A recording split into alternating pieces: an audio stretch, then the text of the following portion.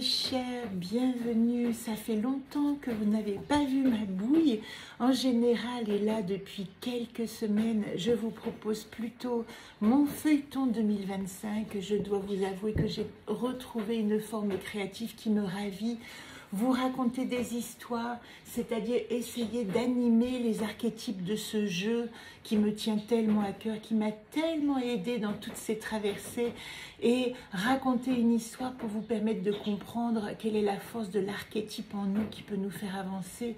Voilà une nouvelle forme créative que je suis en train de mettre en place cette année et qui fait que oui, c'est vrai, je mets de côté toutes ces rencontres liées à l'astrologie, au symbolisme direct, à tous ces conseils, etc., dont je suis aussi lassée parce qu'il y a tellement de vidéos qui circulent, qui racontent des choses que je me dis peut-être que je dois inventer une nouvelle forme pour venir vous parler et échanger avec vous. Cependant, je me dis qu'à chaque nouvelle lune, encore cette année, j'ai envie de vous rencontrer parce que je suis très attachée à mon jeu Solune et à cette roue que je parcours, d'autant plus que nous sommes aujourd'hui le 28 février, dans une nouvelle lune qui est d'importance. Alors, je vais vous en parler 2 minutes. C'est vrai que nos rendez-vous cette année ne seront qu'aux alentours de nouvelle et pleine lune. J'essaierai de venir vous faire un petit coucou à la nouvelle lune pour vous donner des nouvelles, comme je le fais aujourd'hui.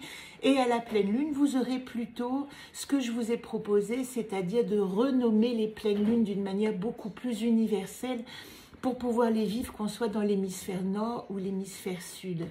Je vais tout de suite vous parler du jeu Solune, mais avant, je voudrais vous dire que, voilà, je suis avec ma petite Tiny que vous apercevez là-bas. Tiny, voilà, ma petite copine avec qui je rentre en métropole le 17 mars, c'est-à-dire que l'aventure continue, mais j'arrête ici pour le moment mon séjour à La Réunion et je vous l'annonce aujourd'hui alors que le cyclone s'annonce. Vous entendez peut-être les gouttes d'eau qui commencent à devenir insistantes. Nous sommes en alerte rouge, ça veut dire que nous sommes confinés dans nos lieux de vie sur toute l'île de la Réunion parce que nous allons passer à travers l'œil du cyclone Garance. Pour le moment, je vous rassure, rien ne se passe, tout est tranquille et j'essaierai de mettre cette vidéo en ligne avant les risques de coupure, évidemment, Internet, EDF, eau. Alors déjà, il n'y a plus d'eau, mais nous sommes tous préparés et c'est une aventure comme une autre sur une île volcanique. Au milieu de l'océan Indien, un petit caillou balayé par les vents. Alors, je vous invite vraiment, je vais vous mettre le lien, mais allez voir mon feuilleton. Je suis entrée dans la ligne ici des résolutions, j'ai été plus vite que je ne le pensais. Je me régale vraiment et ce que je voudrais proposer en rentrant, après tout c'est une nouvelle lune et c'est on va dire les jours d'intention, si vous devez vous souvenir de quelque chose, c'est qu'aux nouvelles lunes, nous semons des germes d'intention et ces germes, ils vont pouvoir être actifs pendant cette quinzaine ou au moment de la pleine lune. Les idées les plus fertiles vont s'enraciner et nous permettre de continuer sur ce chemin nouveau. Nous sommes aussi, avec cette nouvelle lune, dans ce qu'on appelle entrer dans la saison des éclipses. Donc ce sont des lunes qui ont des fortes influences astrologiques. C'est étonnant, voyez-vous, parce que cette nouvelle lune du 28, elle tombe aussi le premier jour du Ramadan. Je vous renvoie à toutes les symboliques. Je ne recommence pas ici tout mon travail symbolique, mais sachez que c'est quand même un moment, quelles que soient les religions, encore une fois, mais un moment symbolique de grande purification. Et quand nous parlons du mois de février, nous parlons aussi dans les enseignements celtiques, dans les roues celtiques, du moment où nous allons nettoyer les grandes eaux. Et nous sommes dans le signe du poisson. Nous avons énormément de planètes en poisson. Neptune est en poisson. Fini sa boucle en poisson, va rentrer bientôt en bélier. Saturne est encore en poisson, je crois, à 20 degrés. Nouvelle lune et soleil en poisson.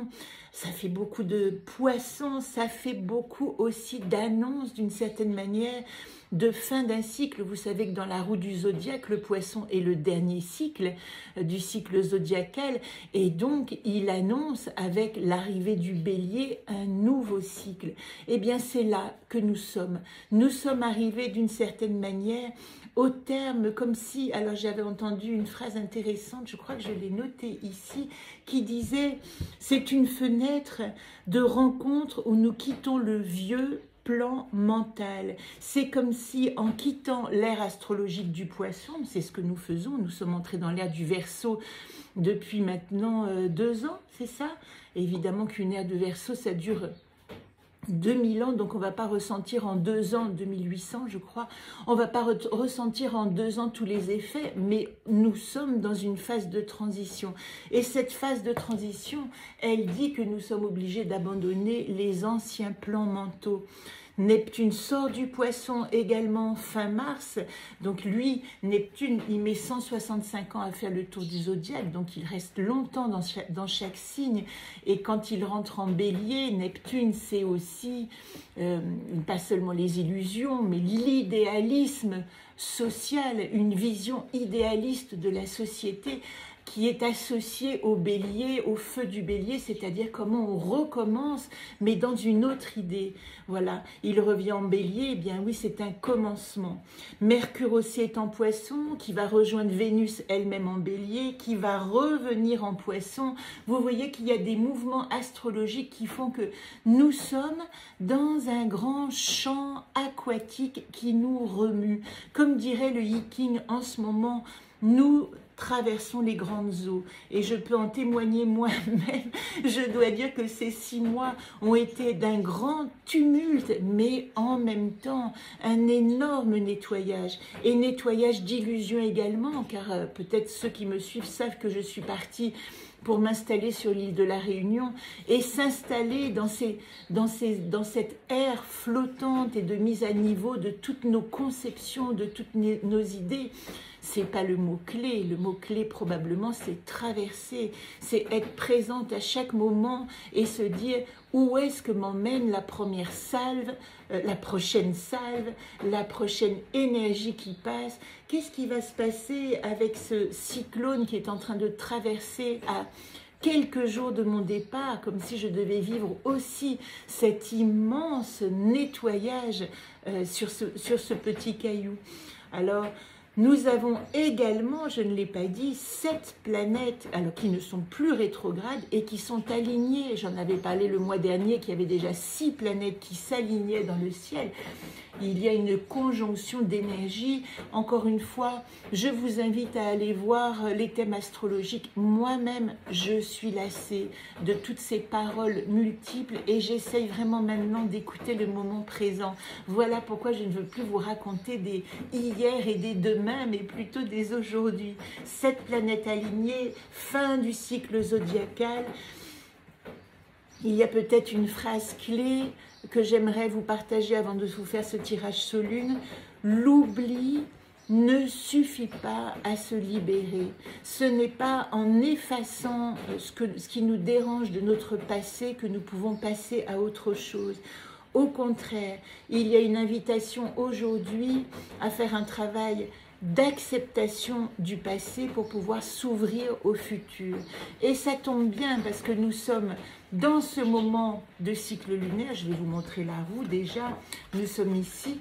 Vous savez que les lunes sont inversées et que nous commençons par des pleines lunes et après nous avons des nouvelles lunes. Donc la nouvelle lune ici qui est aspectée par Tormo, vous le voyez ici dans le rond noir, Tormo, eh bien, elle vient clore d'une certaine manière cette seconde pleine lune dont l'enseignement est de se relier aux anciens, au passé, sagesse et mémoire. Qu'est-ce que j'ai appris de mon passé? Qu'est-ce que je garde de ma sagesse et de ma mémoire? Celle qui honore sagesse et mémoire, elle dit « Avec Tormo, je me souviens d'où je suis issue ». Donc, passer à autre chose, ce n'est pas oublier le passé. Et le monde, moi, dans le monde, c'est la coupe, nous demande de réfléchir à ce que nous allons pouvoir garder pour avancer.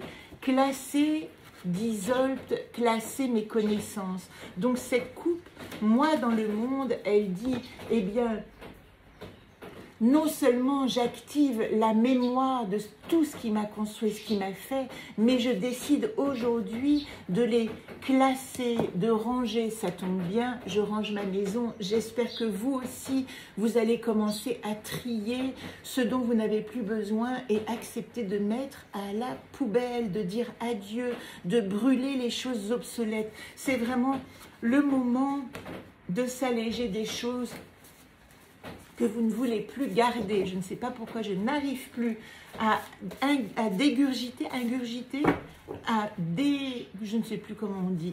Bref, en tout cas, ça me cloue le bec. Donc tout de suite, je passe au tirage. Je ne vous l'ai pas dit dans le chemin de vie, puisque nous faisons aussi un chemin de vie avec mon feuilleton. Ça vous permet de comprendre le processus, parce que si vous-même vous voulez colorier votre jeu et raconter votre propre histoire, eh bien vous aurez dans le jeu Mon Anaconte à moi, qui est fait pour ça, eh bien vous aurez ça, cette grille que vous pouvez remplir au fur et à mesure de votre avancée. Nous sommes ici passés dans cette lune de couleur grise de l'amitié et des anciens, je l'ai appelée la pleine lune des anciens, dans l'arbre de comprendre et de prendre place. Il s'agit ici, à partir du moment où nous avons activé la mémoire, de prendre place dans notre présent pour avancer dans un futur. En situation actuelle, aujourd'hui, je ne sais pas si vous entendez, la pluie commence à tomber avec insistance. Je tire la couverture du jeu, c'est l'Anaconte Solune. Je précise que j'en laisse ici 2 exemplaires sur l'île de la Réunion. Il doit m'en rester 1 ou 2 en France et après, il n'y en aura plus. Quest, l'envol, la légèreté. Quest, elle est associée à la 9e gardienne qui dit activer nos rêves pour les générations futures, que nos actes ici et que nos projections soient aussi liées à l'amélioration de notre vie et de la vie de nos enfants, de la vie de la génération à venir. Donc il y a ici, en situation actuelle, une demande d'activer une certaine légèreté. Avec Quest, je vole à travers cet espace où mes rêves constituent mon air, mon oxygène, mon horizon réel. Quest associé au dauphin, elle nous dit, utilisons le symbole de la plume pour rester léger en toute occasion. Et puis, qu'est-ce que nous avons comme atout dans ce jeu pour passer, encore une fois, cette nouvelle lune qui est vraiment d'importance? Ben, c'est très très beau, moi j'en suis ravie. Chesme, l'amour, l'union, pas de discorde, mais essayez de rester en vous-même unis. Avec Chesme, je découvre que l'amour de l'autre est le miroir de toutes les formes de l'amour. Quelles que soient les craintes qui nous agitent, Chesme nous demande de faire union, de rester dans une unité, pas seulement intérieure, parce que si nous avons activé l'unité intérieure, nous allons réussir à créer une concorde avec le monde extérieur. Ce qui est important avec Chesme, c'est de nous rappeler que quelles que soient les expériences, il n'y a que dans l'amour des choses que l'on vit, dans la compréhension que tout nous fait grandir, qu'il n'y a pas de punition, il n'y a pas un Dieu vengeur qui nous regarde. Nous avons simplement à avancer en conscience de ce qui arrive. Et vous voyez, elle est renforcée par cette carte Solune qui n'est autre que la carte blanche. Solune, initialement, cette carte est toute blanche. Et moi, dans le jeu Solune, je l'ai appelée Solune pour me rappeler que j'avais carte blanche pour créer du lien. Et bien ici, c'est ce qu'elle dit avec Solune. Tenter de résister ne sert à rien. Faites alliance, faites union avec tout ce qui se propose de vous accompagner dans votre chemin, quelle qu'en soit la difficulté, quels que soient, j'allais dire, les renoncements nécessaires. Moi, je m'en vais et quand je lis ce tirage, je me dis, je m'en vais le cœur léger parce que j'ai passé une étape de croissance, c'est ce qui compte et qui va m'emmener.